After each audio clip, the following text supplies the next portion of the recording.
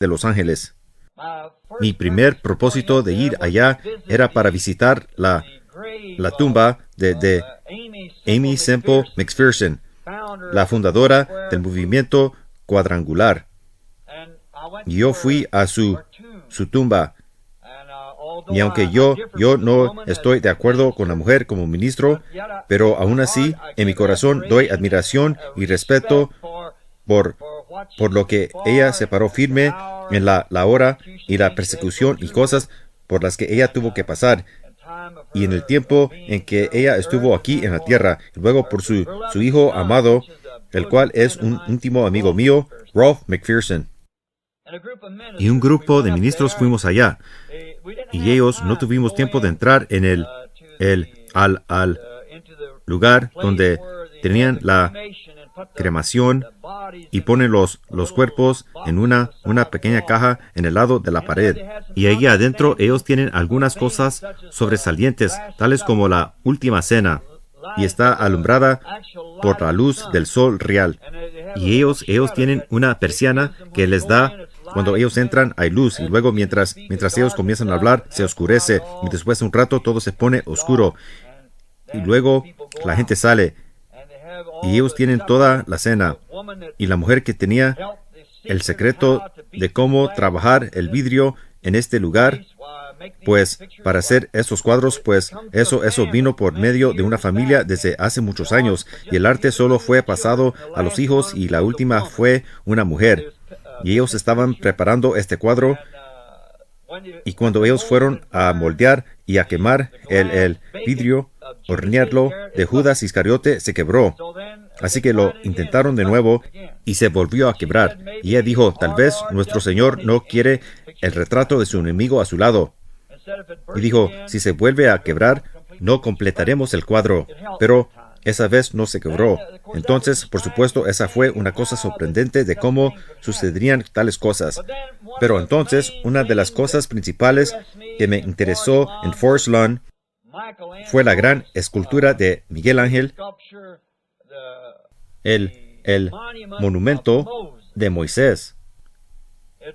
Esa es una reproducción allí, por supuesto, no es la original, pero fue una gran obra maestra. Y mientras me paré y la miré, me gustó eso, algo que parece que representa, que tiene algo en sí. Me gusta mucho el arte. Creo que Dios está en el arte. Creo que Dios está en la música. Creo que Dios está en la naturaleza. Dios está en todas partes, y cualquier cosa que es contraria a lo original es una perversión. Dios está en la danza, no la clase de danza que hacen por aquí, sino cuando los hijos e hijas de Dios están en el Espíritu de Dios. ¿Ven? Eso es danzar. Pero como aquello con lo que tuvo que contender hasta las 2 de esta madrugada allá en la calle, eso es la perversión de ello. Pero esta y la obra maestra que Miguel Ángel había hecho, le costó algo para hacer eso. Él fue un gran hombre y le costó una gran parte de su vida, porque pasó muchos años esculpiendo. Solo tomó una piedra y de mármol y siguió esculpiéndola. Y ven, solo el hombre, el escultor mismo, tiene en su mente lo que está tratando de hacer. Él es el único. Ustedes pudieran ir y decirle, ¿para qué le está picando esa roca? Para el forastero que no sabe lo que está en su corazón, son tonterías. Pero para el hombre, el escultor mismo, él tiene una visión en su mente. ¿Qué está tratando de hacer? Y está tratando de reproducir lo que tiene en su mente en la forma de un monumento. Y por esa razón lo está cavando de las rocas. Y para hacer esto, tienen que comenzar bien desde el principio. Y tienen que seguir el patrón. ¿Ven? No pueden tomar una pequeña pieza para comenzar. La haremos de esta manera. No, yo creo, no, él tiene que tener un patrón exacto. Y en su mente, él tiene ese patrón y no puede desviarse de ese patrón. Ahora, para poder hacer esto, él tuvo que dibujarlo en su mente porque no tenemos fotos reales de Moisés. Pero él tuvo que formar un cuadro mental de cómo era Moisés exactamente. Ahora, un escultor genuino está inspirado, como un poeta genuino o cualquier cantante genuino, músico, lo que pudiera ser. Todo lo que es real tiene que venir por inspiración. Miguel Ángel debió haber tenido la inspiración de cómo se miraba Moisés realmente, y él captó en su mente lo que Moisés debió haber sido. Así que él comenzó en esta gran pieza de mármol a cortar el patrón y rebajándola y alisando hasta llegar al cuadro real de lo que debió haber estado en su mente. Entonces, cuando él lo perfeccionó tanto, cada esquina suavizada y cada lugar pulido y los ojos exactamente bien, cada cabello y la barba, todo exactamente como era, él se paró a lo lejos y lo observó. Yo pienso de los muchos años difíciles de labor, en cómo él tuvo que mantener esa misma visión todo el tiempo en su mente de lo que él iba a hacer. Y solo piensen, esa visión en su mente por tantos años para hacerlo que se mirara exactamente lo que era. Él captó la visión primero y cómo tuvo que trabajar hacia esa visión, cortando y rebajando, y cuando llegó a perfeccionarlo, hasta que realmente llegó a ser perfecto, él se paró y lo miró cuando él terminó aquella mañana con un martillo en la mano. Y él estaba tan inspirado cuando lo miró, porque la visión de su mente estaba delante de él en la realidad. Lo que él había visto y su concepto de qué era Moisés, ahí estaba formado delante de él. Lo que había tenido en su corazón todos esos años de esfuerzos y horas de dolor y angustia y críticos y todo lo demás. Pero aún así él permaneció fiel a su visión hasta que fue completada. Y entonces, cuando fue completada, él se paró a lo lejos con el martillo o el martillo de escultor en su mano y miró ese monumento, y la inspiración de la visión que él había visto de cómo hacerlo lo inspiró tanto que la inspiración lo impresionó a tal grado que llegó a estar fuera de sí y lo golpeó en la rodilla y dijo: «¡Habla!». Ahora hay un defecto en esa gran imagen. En la rodilla derecha, justo arriba de la rodilla, como 6 pulgadas, hay un lugar. Yo he puesto mi mano sobre él, como así de profundo. Después que él había dedicado todo ese tiempo, años y años, para hacer esto, luego bajo la influencia de ver cumplirse lo que había visto en su corazón y en su visión, y lo que deseó ver, estaba completado. Y cuando fue completado, él fue tan inspirado por ello, a tal grado que él pensó que su propia obra maestra debía hablarle a él, y la golpeó en la pierna y le gritó: «¡Habla!». Y eso produjo un defecto en ella. Puso un defecto en la imagen. Para mí, el defecto fue lo que la hizo la obra maestra.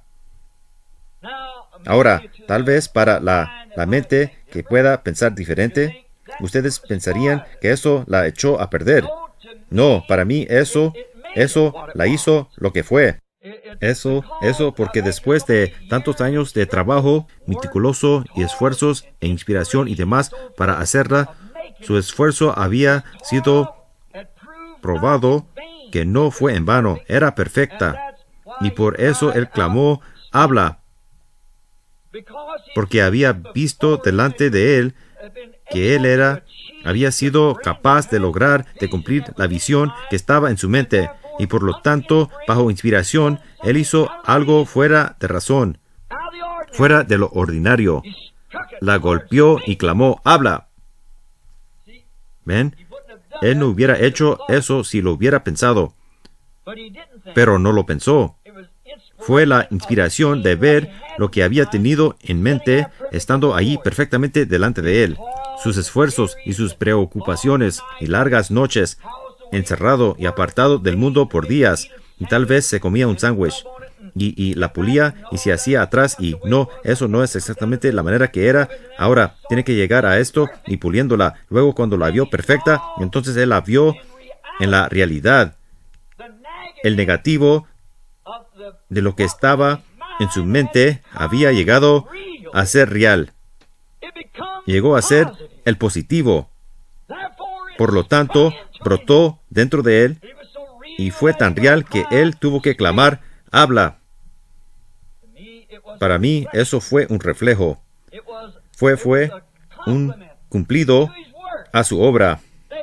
Que su propia obra lo inspiró tanto que llegó a estar fuera de sí como para golpearla y decir, habla. Yo me paré allí y miré el monumento, pensé en las horas que el hombre ha de haber dedicado para hacer eso. Ellos dijeron cuántos años fueron. Pero eso fue un reflejo para él, porque fue una contribución a su gran arte, su gran obra que estaba haciendo. Y cuando finalmente pudo lograrlo, fue muy grande. Ahora volteemos la página de Miguel Ángel y cerremos el libro. Y abramos otro libro y leamos del gran escultor, el Todopoderoso, quien antes que hubiera un mundo y antes que fueran puestos los fundamentos, él tenía en su mente lo que quería. Y él quería hacer al hombre a su propia imagen. Quería hacer algo en la realidad de lo que era una visión para él, lo que estaba en su pensamiento. Ahora, para Miguel Ángel, eso fue un atributo de su pensamiento. Y Dios quería hacer a un hombre a su imagen, el gran escultor. Y él comenzó a trabajar en él. Y nos fijamos mientras él iba trayendo de los materiales. Los primeros tal vez fueron peces y luego las aves y luego los animales que se arrastran sobre la tierra y muchas cosas que él trajo. Pero finalmente, mientras él arrullaba, siendo el creador, él no era como un hombre ahora, un escultor que tiene que tomar algo que ya ha sido creado para labrar una imagen. Él era el escultor de las cosas eternas. Era el escultor que podía crear y traer a existencia aquello que tenía en su mente hacer. O en otras palabras, él puede materializar lo que sus atributos deseaban. Y a medida que él comenzaba a obrar con los animales que se arrastran, como los pequeños animales sobre la tierra, y luego él comenzó a traerlo de eso a algo más alto. Entonces finalmente lo trajo a los animales más grandes, tales como el león, el tigre, el oso. Entonces lo trajo a la vida, tal vez de los monos y los simios y demás. Ahora, no una evolución, como pensamos que venimos de una eso fue una creación completa. Dios obrando según un patrón. Pero finalmente vino sobre la tierra una perfección. Y ese fue un hombre. Y luego él pudo ver en ese hombre que se parecía a él. Así que ahora cuando él lo vio, él era un reflejo de lo que era su creador. Ahora Dios había logrado lo que él quería. Un hombre a su propia imagen. Y entonces yo podría decir esto, que cuando él hizo a este hombre, aún había algo con respecto a él que no se miraba exactamente bien, porque él estaba solo. Y así era como Dios había estado, solo. Él era el eterno. Y ahora el hombre, a la imagen de Dios, también existía sobre la tierra solo. Así que él debió haberle dado un golpecito en su costado izquierdo. Y de ahí él tomó la parte que salió al golpearlo y le hizo una compañera, una esposa. Entonces él ya no estaba solo, él tenía a alguien con él.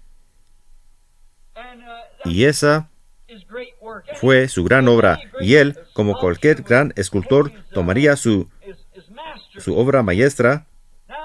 Ahora, primero, él tenía una obra maestra de sí mismo. Pero ahora, él vio que la obra maestra estaba solitaria, como él estaba. Así que dividió la obra maestra, golpeándola en el costado, y trajo una compañera. Y ahora, para hacer a los dos uno, él los puso como cualquier gran escultor en un lugar que era hermoso. Un escultor no haría una gran obra maestra y luego llevarla y ponerla en algún callejón, en alguna parte, o esconderla detrás de edificios. Como nos dijo nuestro Señor, un hombre no enciende una luz y la pone debajo de un almud.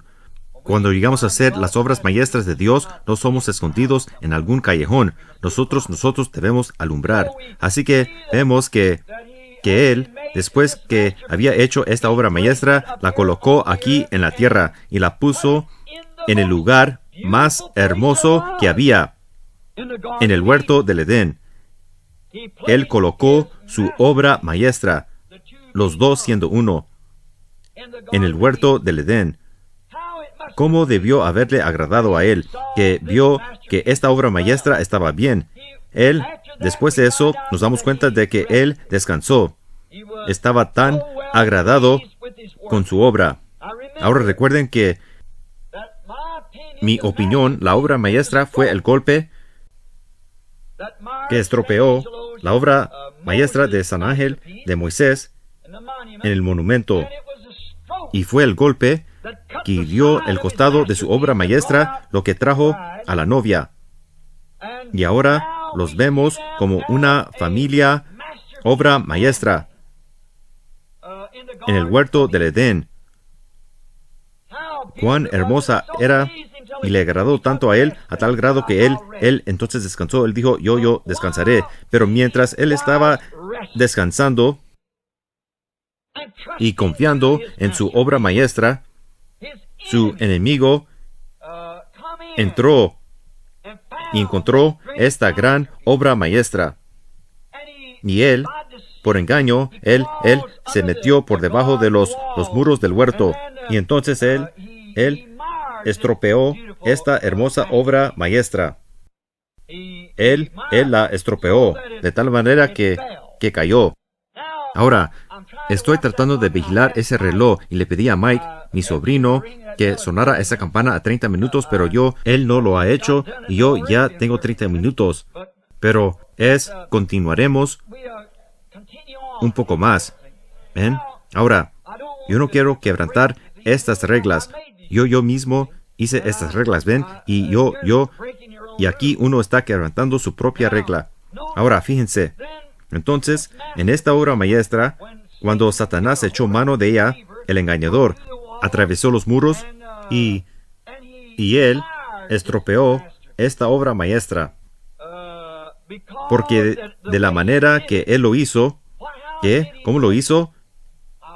Entraré más en detalle sobre eso. ¿Cómo él lo hizo? Esta obra maestra estaba amurallada por la palabra de Dios.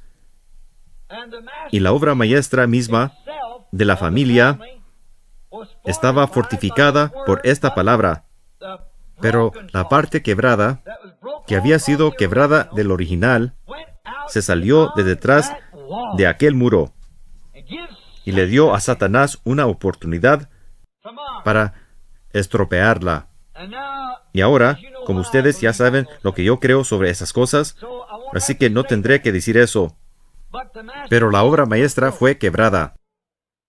Pero el gran escultor, cuando él vio la caída de su familia, la obra maestra, no estaba dispuesto a dejarla allí, boca abajo.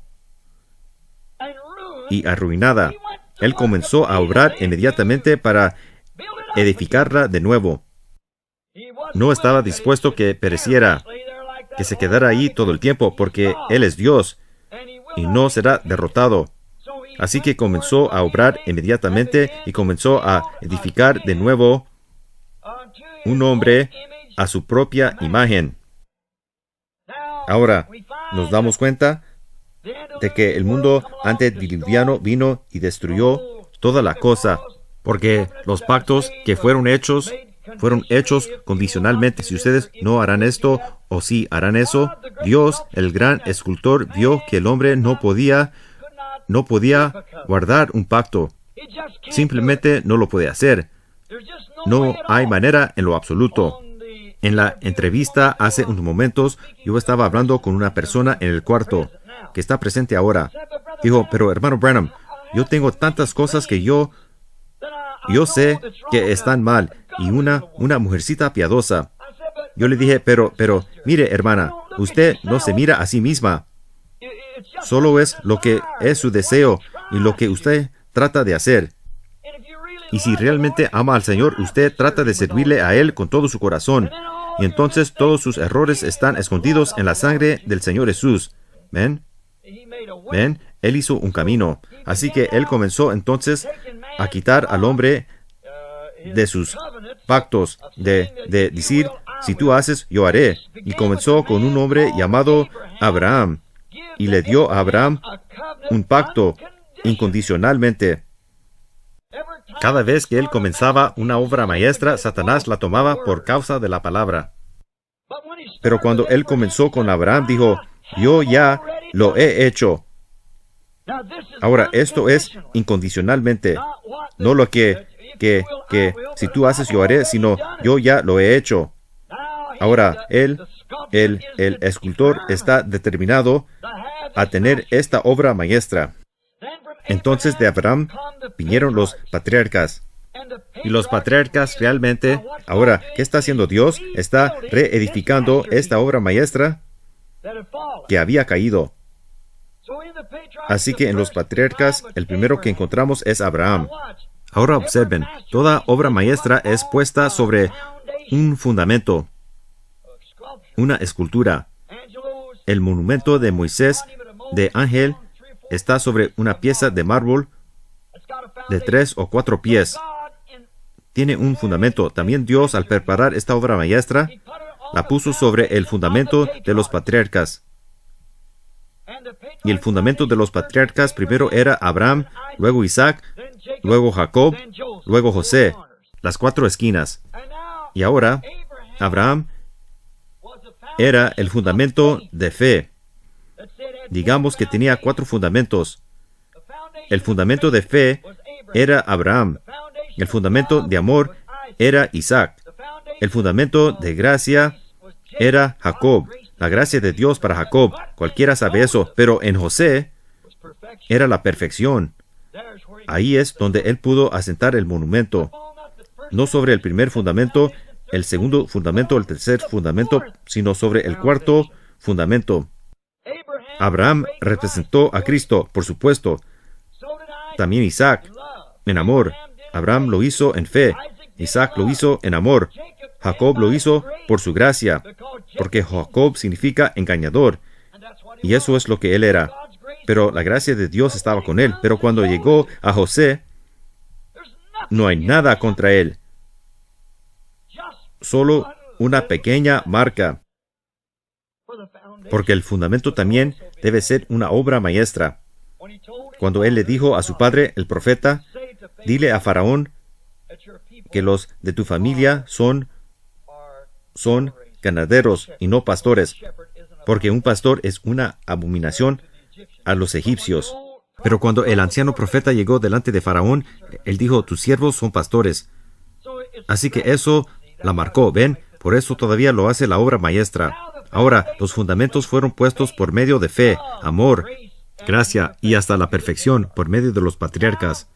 Ahora, el trabajo del cuerpo que le fue dado a esta gran obra maestra fueron los profetas, los cuales eran la palabra.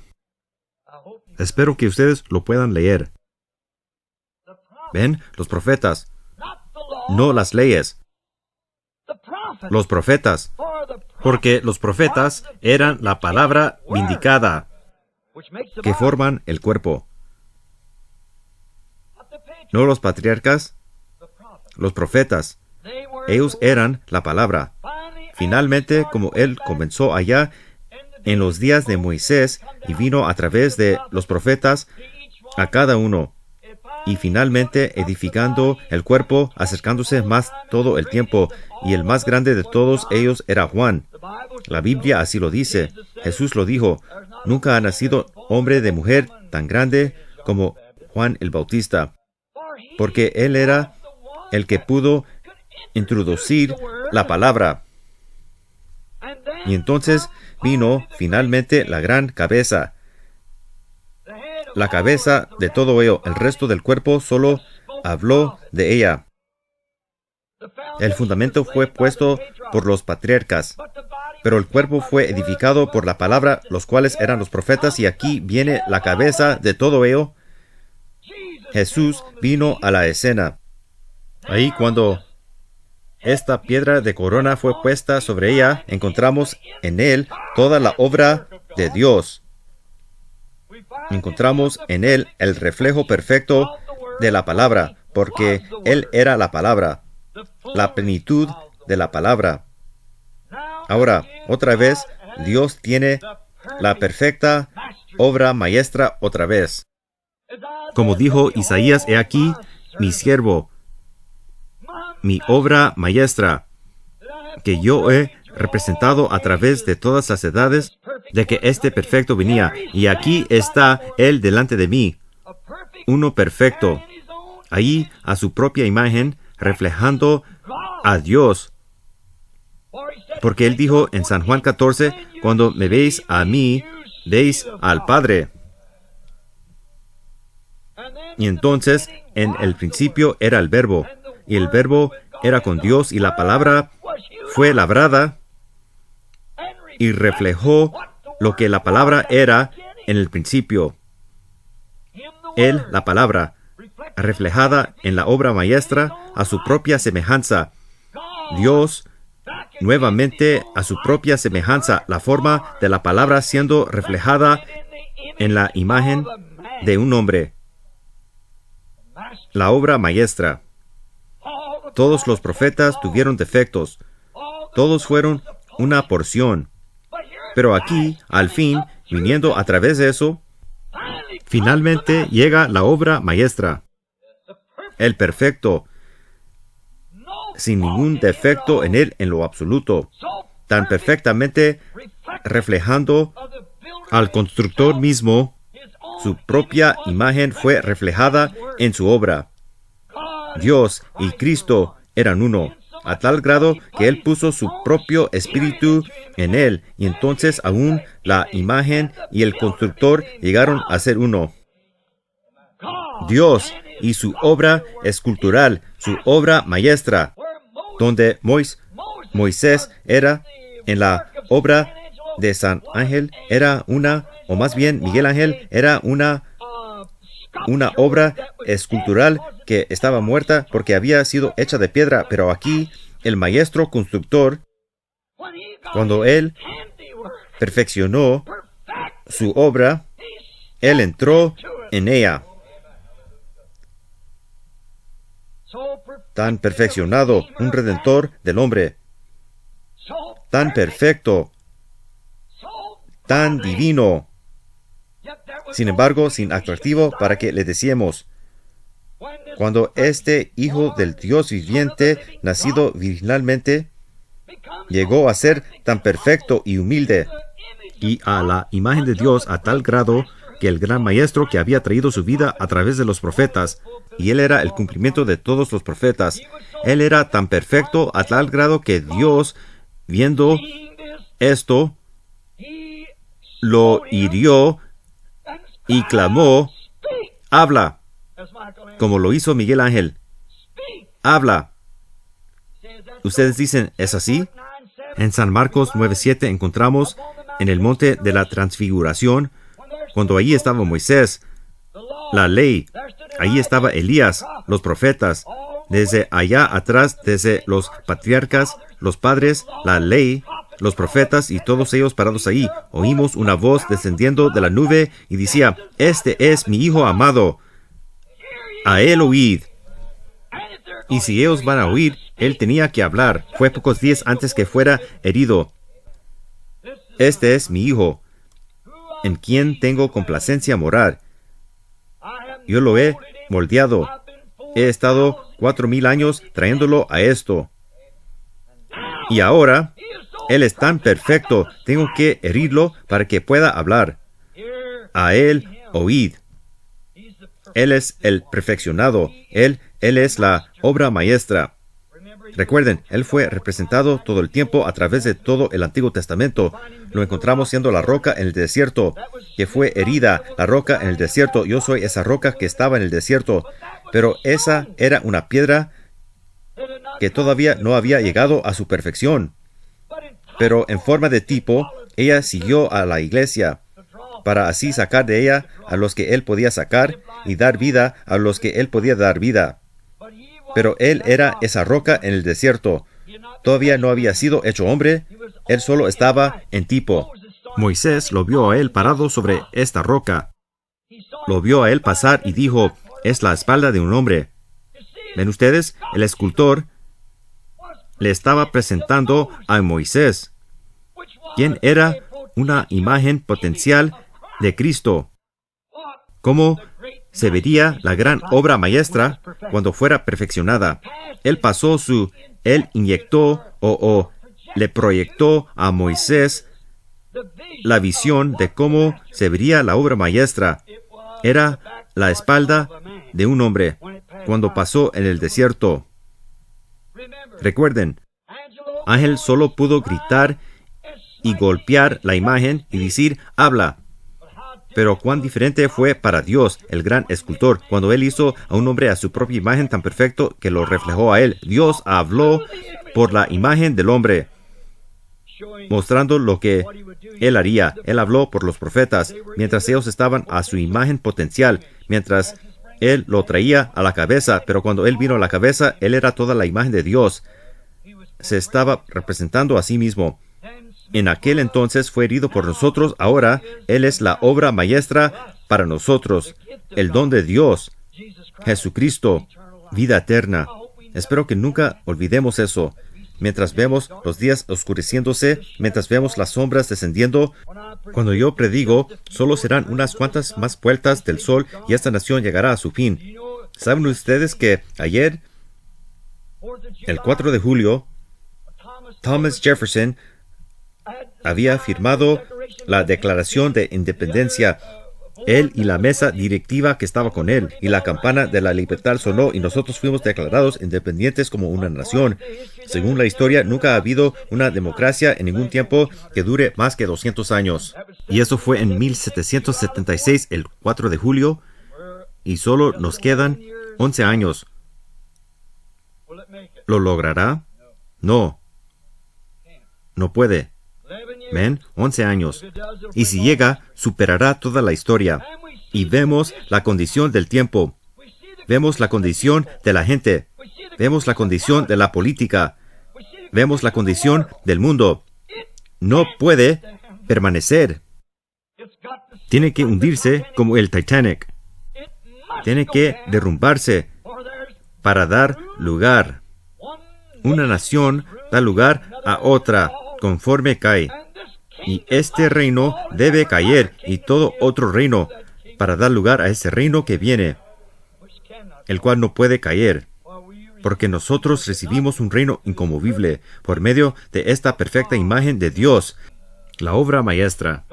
Dios, cuando lo vio a él, fue tan inspirado, fue tan al verlo a él de la manera que se miraba, y al ver la forma de él, fue tan inspirado que sería la perfecta obra maestra de un Redentor. Jesús, el Redentor. Así que Dios, para poder Él mismo ser herido, porque para pagar su propia pena, Dios y Cristo llegaron a ser uno, para que Dios pudiera ser herido en la imagen. para que pudiera ser cicatrizado. Y por eso Isaías dijo, nosotros le tuvimos por herido de Dios y abatido. Mas el herido fue por nuestras rebeliones, molido por nuestros pecados. El castigo de nuestra paz fue sobre él, y por su llaga fuimos nosotros curados. La perfecta imagen, el Dios hombre, Dios en morfe, había cambiado de lo sobrenatural a la visión, y la visión fue proyectada en la imagen, y la imagen fue herida para que lo sobrenatural pudiera gustar el sentir de la muerte. La perfecta obra maestra de Dios. Él no pudo hacerlo en Moisés, no pudo hacerlo en los profetas. Isaías, que fue aserrado con sierras hasta que lo aserraron a pedazos, no pudo hacerlo en los profetas que fueron apedreados. No pudo hacerlo porque él no podía sentirlo. Ahí solo había una porción de él. Pero en esta perfecta obra maestra, él era la plenitud de la deidad corporalmente. No solo pudo proyectar a Moisés, pudo proyectar todo su ser en esta persona y gustar la muerte por toda la raza humana. La perfecta obra maestra de Dios. Dios, tan inspirado al verla, él llegó a ser el Redentor de todas las edades, para hablar por los del pasado que habían estado antes y los de hoy. Todas las promesas se cumplieron en él. Él era la perfección de la perfección. Todos los tipos fueron cumplidos en él. Nuestro pariente redentor en Ruth y Boz, nuestro legislador del monte Sinaí, nuestro profeta del desierto, mientras venía del monte, mientras venía del desierto, mientras venía de la eternidad, y llegó a ser hombre, la perfecta imagen. Dios, a través de las edades, labrando por medio de los patriarcas, e hizo su plataforma y los trajo a través de las diferentes cosas sobre las cuales él pondría este fundamento. Sobre esto él comenzó a edificar su palabra, los profetas, y entonces finalmente llegó al perfecto profeta, el perfecto fundamento, la perfecta visión que Dios tenía. Y ahora, para que éste hable, él es la palabra. Y para que la palabra hable, él debe entrar en la imagen. Y entonces, para que la imagen hable, tiene que ser herida. Él entró en la imagen para luego poder hablar el Redentor perfecto. Todos los tipos del Antiguo Testamento se cumplieron en él. Como dije el otro día, Jehová del Antiguo Testamento es Jesús del Nuevo. Sí, como muchos de ustedes, hombres, mujeres de mi edad, solíamos tener alrededor del país muchas lavanderías chinas. Cuando los chinos primero comenzaron aquí, ellos vinieron de la costa oeste, viajando hacia el este. Vinieron acá del país oriental, viajando en esta dirección. Y mientras lo hacían, era gente que no estaba familiarizada con nuestro lenguaje y nuestras maneras. Pero ellos eran finos lavanderos. Y ellos no podían escribir el recibo para que pudieran recibir su ropa correcta. Pero el chino se consiguió un montón de tarjetitas completamente en blanco. Así que cuando venían con su ropa, él tomaba esta tarjeta y la rompía de cierta manera, y les daba un pedazo, y él se quedaba con el otro pedazo. Y ahora, eso era un poco mejor que lo que tenemos ahora, porque cuando volvían para reclamar lo que era suyo, esos dos pedazos tenían que cuadrar. No podían imitarlo aun si tuvieran que hacerlo. No había manera de hacerlo. Pueden hacer copias de letras, pero no pueden imitar esa rasgadura. Tenía que encajar exactamente con el otro pedazo. Por lo tanto, su ropa sucia que habían traído, la podían redimir con este recibo, porque encajaba con el recibo que había sido entregado. Y cuando Dios, por los profetas y bajo la ley, nos condenó al pecado, y la ley no tiene gracia, solo les dice a ustedes que son un pecador. Pero cuando Jesús llegó a la escena, Él era el cumplimiento. Él era el cumplimiento de todo lo que Dios había prometido. Era la perfecta imagen idéntica de la promesa. Por lo tanto, Todas las promesas del Antiguo Testamento se cumplieron en Jesucristo. No pudieron cumplirse en Moisés, no pudieron cumplirse en ninguno de los profetas, pero se cumplieron en la obra maestra. Encajó con todo lo que Él dijo que iba a hacer.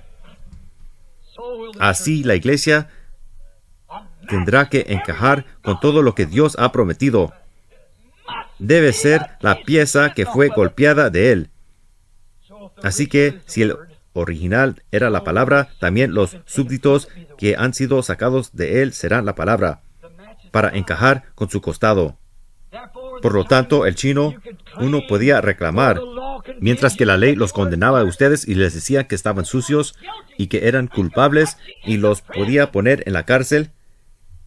Pero cuando Él vino, Él era la pieza que encajaba con eso, que podía sacarlos y devolverlos para hacer el recibo completo. La redención que Dios había prometido allá en el huerto del Edén. Tu simiente herirá la cabeza de la serpiente, pero su calcañar le herirá su cabeza. Ahora encontramos esta perfecta obra maestra que Dios había completado. Ahora nos fijamos que Él era todo lo que fue prometido que sería.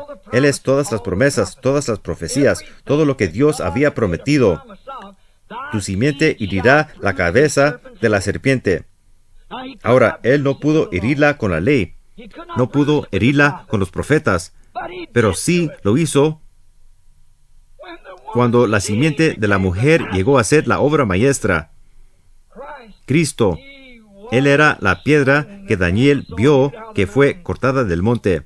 Era Él el que pudo herir, herir la cabeza de la serpiente. Su vida encajó exactamente con la vida de Moisés. Su vida encajó con la de David. Veamos si él es la pieza que encajó. Fíjense en David, un rey rechazado por su propio pueblo. Él fue, un día, mientras él estaba, su propio hijo se levantó el montín contra él. Y él separó y dividió los ejércitos de Israel. Y él fue, David, expulsó o fue expulsado por su propio pueblo de su trono. Y cuando iba de salida, ahí estaba un hombre que le aborrecía. Y él iba caminando por allí y escupiéndole a David. Ese guardia desenvainó su espada, dijo, ¿le dejaré la cabeza a ese perro escupiendo a mi rey? David dijo, déjalo. Dios le dijo que lo hiciera. ¿No lo ven? Varón de dolores, experimentado en quebranto, y como oveja delante de sus trasquiladores enmudeció. Él dijo eso, quizás David ni sabía lo que estaba diciendo, pero como 500 o 600 años después, o un poco más, el hijo de David iba pasando por esas mismas calles, y le escupieron. Pero fíjense, ¿qué sucedió cuando David cuando llegó a ser un fugitivo y allá en su exilio, cuando él volvió, ese hombre rogó por paz y misericordia. Aún aquellos que le vieron, le verán a él un día cuando vuelva. Y nos damos cuenta entonces de que José era un muchacho de nacimiento peculiar, el último, la parte más alta del fundamento, sobre la cual se iba a edificar la obra maestra. Vino de la fe y al amor y a la gracia. Llegó a la perfección. Y así también vino desde los pies en el principio, llegó a la perfección en Cristo. Fíjense cómo Él fue representado en José, la parte más alta del fundamento, el más perfecto de todos ellos. Nos damos cuenta de que José nació a su familia y él vino por la mujer legal, realmente la cual era la esposa de Jacob. Y fíjense también que cuando él nació, su padre lo amó y sus hermanos le aborrecieron sin causa. ¿Por qué le aborrecieron? Porque él era la palabra. ¿Ven el mismísimo fundamento? ¿Ven cómo vino la cabeza del fundamento? Ahora miren la cabeza del cuerpo que viene. Ahora observen la cabeza de la novia venir. Él era la palabra. Y ellos le aborrecieron por cuanto era un vidente. Preveía cosas y se las decía. Sucedían. No importó cuánto tiempo tardaron, de todas maneras sucedieron. Y por ser espiritual fue excomulgado de sus hermanos. Ellos debían haberlo amado, pero le aborrecieron porque era un profeta y era espiritual. Y ellos le aborrecieron. Fíjense, él fue vendido por casi 30 piezas de plata. Fue echado en una cisterna y dado por muerto, pero fue sacado de la cisterna. Y en su tiempo de tentación en la cárcel, el copero y el panadero, sabemos que el copero fue salvo y el panadero se perdió. Y en la cárcel de Cristo, en la cruz, uno fue salvo y el otro se perdió. 2 ladrones, 2 malhechores. Y nos fijamos que fue llevado de la cárcel a la diestra de Faraón, que nadie podía hablar con Faraón solo por medio de José. Y cuando José dejaba ese trono de Faraón y se tocaba la trompeta por todo Egipto, el toque pregonaba y decía, todos doblen la rodilla, viene José. Así será con Jesús, como Él fue amado por el Padre y aborrecido por esos hermanos denominacionales sin causa. Fue vendido por 30 piezas de plata, por así decirlo, y metido en una cisterna, dado por muerto. En la cruz uno se perdió y el otro fue salvo, y fue levantado de la cruz y está sentado a la diestra de Dios en la majestad, el gran Espíritu que había sido reflejado en él, y nadie puede hablar con Dios solo por medio de Jesucristo. Piénsenlo, y cuando Él deja ese trono y comienza a descender, se tocará la trompeta y toda rodilla se doblará y toda lengua confesará. Recuerden, Él era el Hijo de la prosperidad. Todo lo que Él hacía prosperaba. Si era en la cárcel o donde fuera, salía bien. ¿Y no les ha prometido Él a sus hijos que haría que todas las cosas ayuden a bien? Si es enfermedad, la cárcel, muerte, pesares, lo que fuera, que ayudarían a bien a los que le aman. Él lo prometió. Y debe ser así. Tiene que estar ahí. Es en sentido figurado, hablando a nosotros en Él. Él era esa perfecta imagen de Dios. Ahora, vemos aquí también que cuando Él venga otra vez, recuerden, José, por revelación, salvó al mundo por su gran profecía. El mundo hubiera muerto si no hubiera sido por José. Y el mundo hubiera muerto si no hubiera sido por Jesús.